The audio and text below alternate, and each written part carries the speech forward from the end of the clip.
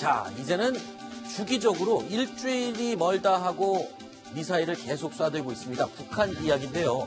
북한이 또 미사일을 발사했습니다. 먼저 이번 미사일은 어디서 어떤 미사일을 쏜 건지 설명을 좀 들어보도록 하겠습니다. 자, 그림을 보면서 설명을 들어볼까요? 신석구 후보장. 네, 오늘 아침에 북한이 원산, 김정은의 고향이죠. 원산에서 단거리 지대함 순항 미사일로 추정되는 발사체 4개를 발사를 했습니다. 네.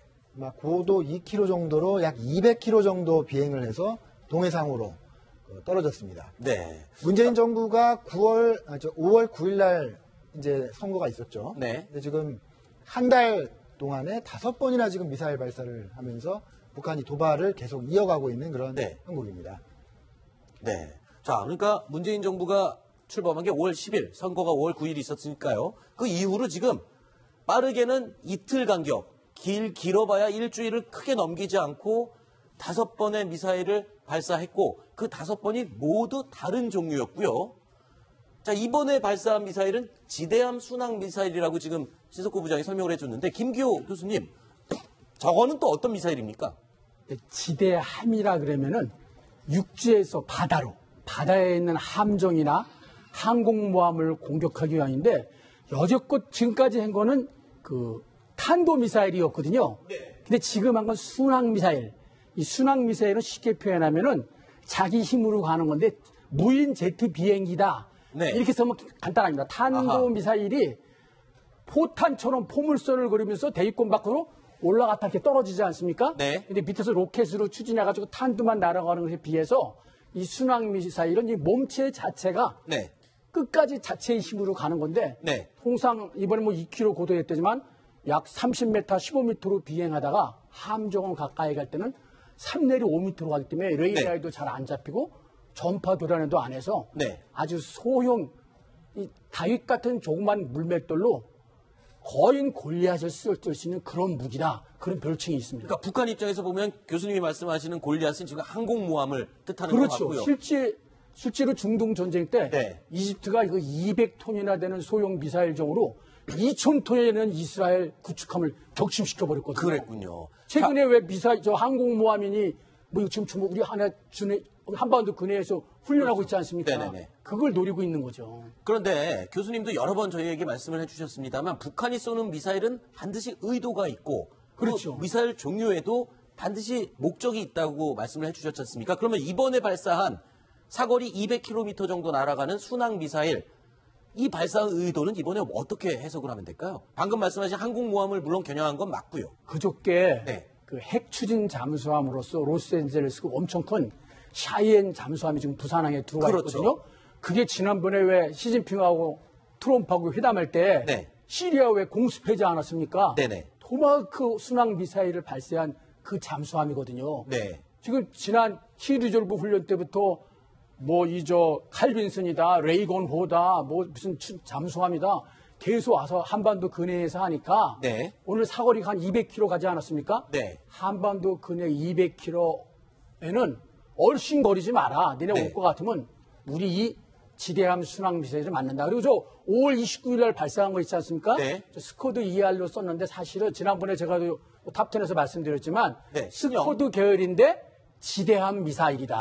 항공모함을 격침할 수 있는 그런 걸로 이제 판명하고 있거든요. 자, 신석구 부장. 지금 문재인 정부 출범 이후에 5번의 이 연이은 미사일 발사. 자, 뭔가 규칙과 메시지가 이 안에 담겨 있을 것 같기도 한데요. 어떤 해석이 가능한 겁니까? 일단은 지금 문재인 정부가 어쨌든 북한하고 어떤 대화의 물꼬를 터서 문제를 해결해 보려고 하고 있지 않습니까? 그렇죠. 그런데 북한은 계속 엇나가는 거죠. 엇나가면서 우리는 이렇게 다종다기한 여러 가지 공격 수단을 가지고 있다는 것을 계속 보여주면서 어떻게 보면 향후에 있을지 모르는 대화의 그 칩을 높이려는 그런 정치적인 의도가 있는 것 같고요. 좀 더 가까이 보면은 지금 굉장히 모양이 안 좋습니다. 새로 출범한 정부가 여러 가지 인사도 해야 되고 정책 구상도 해야 되는데 북한이 미사일 쏘면 NSC 소집하고 마치 무슨 북한이 우리를 놀리고 있는 그런 모습이에요. 이런 것이 또 계속되면 어떤 안 좋은 점이 있냐면 북한이 미사일 발사 실험을 하는 건 나쁜 거잖아요. 근데 이러다가 발사 실험을 한 달 정도 안 해보세요. 그러면 또 북한이 왜 미사일을 발사하지 않을까. 그러면서 또 여러 가지 해석이 나오겠죠. 그렇죠. 그러니까 어쨌든 북한은 상황을 계속 주도해야 된다는 강박관념을 가지고 있거든요. 네. 지금 미사일 발사도 그러한 전략적인 차원에서 나타낸 행태라고 볼 수 있을 것 같습니다. 북한 김정은의 행동을 보면은 소위 말하는 관심병이라고 그러죠. 본인에게 누군가가 좀 관심을 좀 가져줬으면 하는 그런 강박이 있는 듯한 행동을 보여주는 것 같습니다. 자, 그런데 5월 27일까지만 해도요.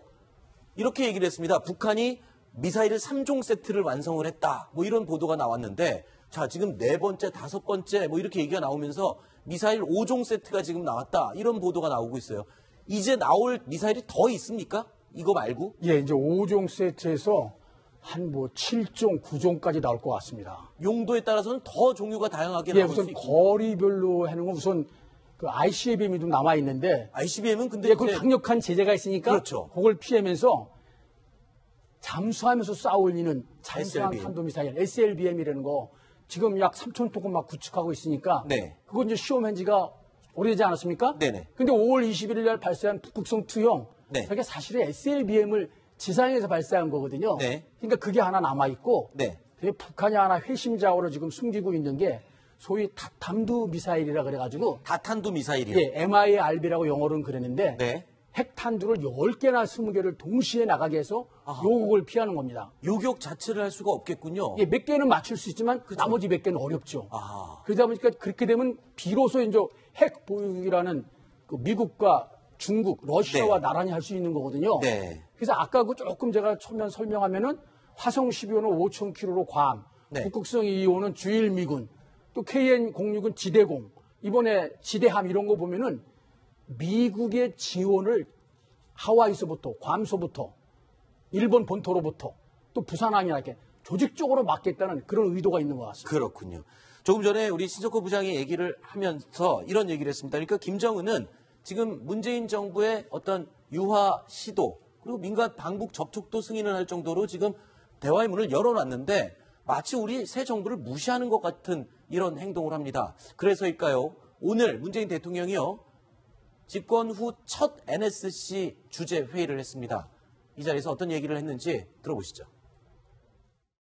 우리 정부는 국가 안보와 국민의 안위에 대해서는 한 발짝도 물러서거나 타협하지 않을 것입니다. 우리 군은 북한의 어떠한 무력 도발에도 즉각 대응할 수 있도록 철저한 군사적 대비 태세를 유지하기 바랍니다. 국민들께서도 이런 정부의 확고한 안보 태세를 믿고 정부의 노력을 적극 지지해 주시기 바랍니다.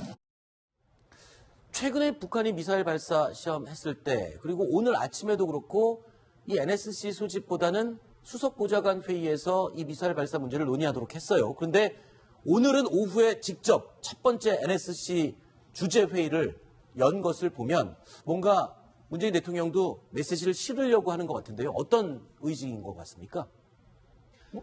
이 정부가 대화를 하겠다고 하면 과거 우리가 10년 전에 햇볕 정책도 이론적으로는 그랬습니다. 네. 굳건한 안보를 바탕으로 하고 네. 북한과 접촉과 대화를 하는 거거든요. 그러니까 이 정부 안 그래도 지금 여러 가지 지금 풀리지 않지 않습니까? 네. 인사 문제도 있고 또 여러 가지 정책적으로는 조금씩 이제 반대 목소리가 나오고 있는 가운데 네. 북한의 도발에 대해서는 우리 정부가 지난 정권과 같이 굳건하게 안보 뜻을 지키겠다라는 그런 사인을 네. 지지층에도 보여줄 필요가 있는 것이고 또 반대 측에도 보여줄 필요가 있는 것이라고 네. 그렇게 생각합니다. 저는 이제 한 가지 우려스러운 것이요. 뭐 이전 정부도 마찬가지인데 북한이 말만 하는 게 아니라 실질적으로 방향만 틀면은 우리나라를 초토화시킬 수 있는 미사일을 마구마구 쏘아대고 있습니다. 네. 이게 대화가 되고 합리적인 정통성 있는 정권이 아니라 세습 독재로 정권을 갖고 있는 30대의 젊은 미치광이라고 불리는 사람이 결정한 이런 그렇죠. 우려스러운 일이거든요. 그런데 우리나라에서는 항상 NSC라는 그 큰 중요한 회의를 열면서 오늘 똑같은 이야기를 합니다. 근데 전 이런 생각을 해봐요. 북한에서 미사일을 쏜 다음에 남한에서 NSC를 소집해가지고 하면은 뭐라고 말할까? 아마 다 예상하고 있던 놀라지 않은 그냥 충분히 예상할 수 있는 이런 이야기들만 하고 있거든요. 네. 국방부도 항상 엄중한 대가를 치를 것이다라고 하는데 그동안 북한이 과연 무슨 대가를 치르게 우리 군이 했는지 굉장히 의문스럽습니다. 네. 자, 그런데 오늘 NSC도요, 처음에는 이 크루즈급 미사일이기 때문에 그냥 수석보좌관 회의에서 논의를 하도록 했다라는 입장 발표가 나왔었거든요. 그런데 말하자면 ICBM급이면은 NSC가 소집되고 크루즈급이면은 소집되지 않고 뭐 이런 기준이 따로 있는 겁니까? 이게 좀 저로서는 좀 의문이 가는데요. 네. 사실 누가 그랬다라고 안보실에 안보 프로가 없다. 네. 뭐 우스갯말로 붕어빵에는 붕어가 없고 모기장 안에는 모기가 없다 그러는데 지금 이게 ICBM 같은 게 우리한테 무슨 위협이 되겠습니까? 이건 미국을 공격하기 위한 거 아닙니까? 네. 저희는 당장 거리가 짧은 단거리 스쿼드 미사일과 올과 같이 나온 이 단거리 원래 이게 전에는 100km밖에 안 왔었거든요. 네. 근데 이게 한 15m나 30m로 낮게 비행하다가 군함 이론이 가까운 데 와서는 3m 정도로 낮게 비행해서 레이더에 잡히기도 힘들고 그거에 마지막 아까 제가 말씀하신 대로 2,000톤이나 이런 구축하면 바로 갈라지고 그러기 때문에 네. 이걸 대비를 해야 되는데 아까 이사장님 너무 정말 저에게 가서 저 군의 출신을 뼈저린 말씀해 주셨는데 맨날 회의만 하고 우리 실제로 대비하는 게 없지 않습니까? 네. 그나마 한다는 사주도 뭐 환경펀드하고 못 갖다 놓게 하고 네. 북한이 우리 어떻게 보겠습니까? 김정은이가. 알겠습니다. 그 부분은 지금 논란의 여지가 좀 있는 부분이기 때문에 교수님의 개인적인 판단의 발언으로 제가 이야기를 하겠습니다. 자, 그리고 이 사드, 방금 사드 얘기 나왔으니까 사드 얘기 한번 해보겠습니다. 북극성 2형 미사일 북한이 성공적으로 발사했을 때 사드가 기름이 없어서 작동이 중단됐었다 이런 얘기가 들려요. 맞습니까? 네, 어떤 상황이었어요? 지난달 21일이었죠. 북한에서 북극성 2형을 발사를 했는데 네. 그때 사드가 작동을 하지 않았다는 겁니다. 네. 왜 그랬냐면요. 김천에 설치가 성주요? 성주에 설치가 돼 있는데도 불구하고 이 사드가 정상적으로 작동을 하기 위해서는 220V 이런 게 아니라 고압 전류가 필요하다고 합니다. 그런데 그 공사가 되지도 못했죠. 그렇죠. 그러다 보니까 비상시를 대비한 발전기, 이 사드 전용 비상 발전기가 있는데요. 네. 이 발전기는 당연히 이 전용 기름이 필요하다고 합니다. 그런데 이 지금 그 출입하는 게 주민과 일부 단체들에 의해서 막혀 있으니까 네. 주한미군에서는 헬기를 이용해서 이 기름을 조달했다고 합니다. 그런데 그 당시에 때마침 이 기름이 제때 조달이 되지 못해서 네. 발전기를 가동하지 못했고 결국 사드 레이더가 작동을 하지 않았다는 거죠. 그러니까 네. 북한에서 미사일을 실험을 하고 있는데 우리나라에 설치가 되어 있는 사드에서는 이런 걸 잡아내지 못했다. 네. 그런 내용입니다. 이와 관련된 내용은요. 오늘 국방부에서도 브리핑으로 입장을 이야기를 한 내용이 있습니다. 들어보시겠습니다. 그 사드 부지에 계속해서 헬기가 기름을 실어 나르고 있잖아요. 네. 보도도 네. 계속되고 있고. 네. 그 어떤 상황인지 설명이 좀 간단하게라도 가능할까요? 그거는 여기서 공개적으로 말씀드리긴 좀 제한이 됩니다. 그럼 별도로 말씀을 드리겠습니다. 자, 그러니까 아까 설명 들어보면요. 그러니까 이게 사드 레이더가 되게 고압의 전류를 사용을 해야 되기 때문에 말하자면 그냥 전기가 아니라 물론 골프장이었기 때문에 전기 시설은 있지만 그런 전기로는 안 되고 더 고압의 전류를 흘려주기 위한 비상용 발전기가 있어야 되는데 그러면은 그 전기 시설도 없이 발전기가 있게 돌아가야 된다 그러면은 좀 너무 서둘러서 들어간 게 아닌가 이런 생각이 들고요. 그리고 또 실제로 국방부에서는 전문가들이 그렇게 얘기를 해요. 이 발전기가 이 전류가 일정치 않기 때문에 잘못하면 이 장비를 해칠 수가 있다. 빨리 고압 전류를 공급할 수 있는 전기 시설이 들어가는 게 맞다. 그게 우선이다. 이런 설명도 하고 있거든요. 그 고압 전기가 필요하다는 말씀은 맞는 얘기고요. 네. 저게 왜냐하면 사드 레이더는 조기 경보 레이더하고 달라서 미사일의 궤적을 다 추적해갖고 요격을 하는 요격 레이더이기 때문에 네. 더더욱 그 정밀한 X밴드 레이더라고 하거든요. 네. 그 계산과 복잡한 그 장비들이 들어가 있습니다. 네. 그래서 고압 전기가 필요한데 사실 또 틀리는 말은 뭐냐 하면 저것이 비상시에 아무데나 긴급하게 이동해서 설치해서 사용하는 레이더거든요. 아. 예, 그렇기 때문에 사전에 뭐 정지 작업을 해놓거나 환경평가를 해놓거나 그러는 게 아니라 전쟁 시에 이미 위험한 적 미사일 발사 지역이 있으면 바로 전략 수송기를 공수해서 네. 바로 설치해서 운영하는 비행기입니다. 네. 우리가 발전기 가동용 유리만 정상적으로 공급했더라면 제대로 작동할 수 있었거든요. 네. 예. 알겠습니다. 자, 그리고 이제 북한이요. 오늘 대외 선전 단체를 통해서 일본을 공개적으로 위협을 하는 말을 했습니다. 어떤 내용이었습니까? 일본을 공개적으로 위협을 했다고요?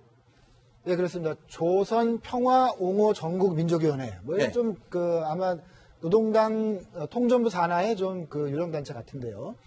일본이 우리의 탄도 로켓들이 솟구쳐 오를 때마다 엄살을 부리며 안보 불안을 극구 고취하는 것에는 불순한 목적이 있다. 이렇게 주장을 하면서 네. 지금처럼 일본이 우리의 주먹 가까이에서 고약스럽게 놀아대다가는 일단 유사시 미국보다 먼저 일본 열도가 통째로 초토화될 수 있다는 것을 알아야 한다. 이렇게 주장을 했습니다. 좀 배경 설명을 드리면 지금 좀 전에도 봤습니다만 문재인 정부 출범 이후에만도 5번 지금 미사일 실험, 발사 실험을 북한이 했고요. 작년 초부터 엄청나게 지금 수십 차례 실험을 했거든요. 네. 그때마다 가장 민감하게, 가장 요란스럽게 반응을 하는 나라가 바로 일본입니다. 네. 그거는 갈수록 점점 더 심해지는 것 같아요. 최근에는 지나가던 열차도 세웠습니다. 북한이 미사일 발사할 때. 네. 발사하고 대피하는 그런 훈련을 하기 위해서. 그래서 일각에는 아베 총리가 지금 정권이 약간 좀 그 내부 스캔들로 인해서 좀 위험하거든요. 네. 그래서 북한 안보 불안을 조성해서 내부 정치를 좀 이용해보자. 이런 얘기까지 나오고 있는 상황이기 때문에. 네. 북한 입장에서 보면 아주 괘씸한 거죠. 북한 입장에서 보면요. 네네. 그러한 것에 대한 반발, 이런 거라고 볼 수 있겠습니다. 네. 알겠습니다.